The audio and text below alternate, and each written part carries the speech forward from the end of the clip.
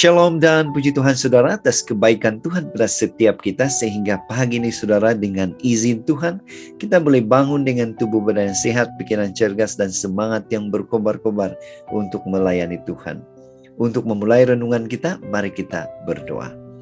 Bapa Syurgawi, terima kasih atas kebaikan-Mu karena bersama dengan kami sementara kami mendengar dan mempelajari firman Tuhan. Dalam nama Yesus kami berdoa. Amin.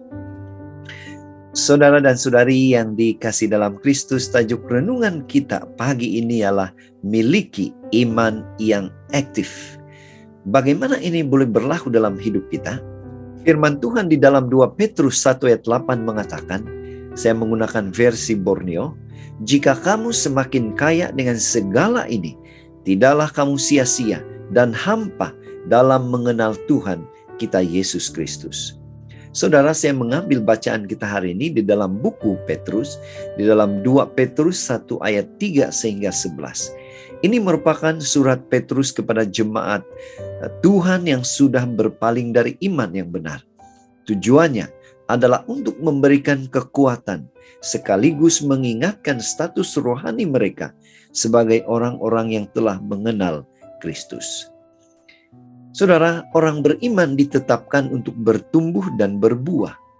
Rasul Petrus menasihati orang-orang yang sudah lahir baru untuk bertumbuh. Orang beriman boleh mengembangkan kualiti dan citra Kristus di dalam diri mereka.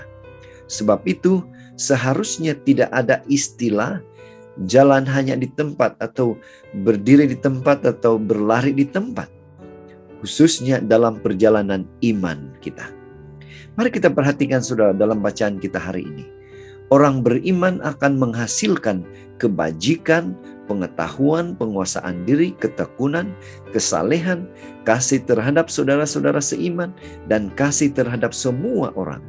Kita boleh baca di dalam ayat yang ke-5 hingga 7. Kemudian itulah buah iman, ayat yang ke-8. Orang beriman bertumbuh menjadi semakin serupa dengan Kristus. Kita ditetapkan, saudara ditetapkan sebagai orang yang percaya untuk bertumbuh dalam pengetahuan yang benar akan Kristus dan berbuah. Namun sayangnya saudara, ada orang percaya yang terhambat pertumbuhan imannya.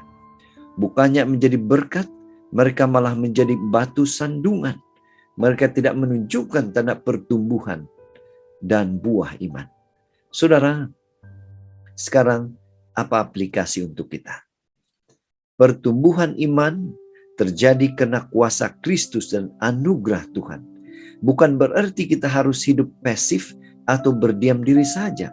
Sebaliknya, kita harus aktif mendaya gunakan kuasa Tuhan dan anugerahnya untuk menentukan pilihan hidup yang menumbuhkan dan mengembangkan iman. Karena inilah iman yang benar. Itu sebabnya saudara pada pagi ini, mari kita ingatkan diri kita bahwa iman yang bertumbuh tidak akan duduk diam, tetapi aktif di dalam menghasilkan buah kebenaran. Inilah doa dan harapan kita saudara. Mari kita bersyukur, mari kita berterima kasih pada Tuhan. Bila mana kita datang dan berserah sepenuhnya pada Tuhan, kita akan dimampukan untuk terus menghasilkan buah kebenaran. Untuk apa? Hanya untuk kemuliaan Tuhan. Mari saudara, kita tetap setia, tetap semangat, tetap positif, tetap sihat bersama dengan Tuhan sampai Maranatha. Tuhan memberkati kita. Mari kita berdoa. Bapa Syurgawi, kami bersyukur berterima kasih karena Engkau begitu baik. Memberikan kami pengertian pagi ini tentang bagaimana kami harus berbuah. Karena berkat Tuhan, karena kasih Tuhan ada dalam hidup kami. Terima kasih Tuhan sudah mendengar menjawab doa kami. Dalam nama Yesus kami berdoa. Amin.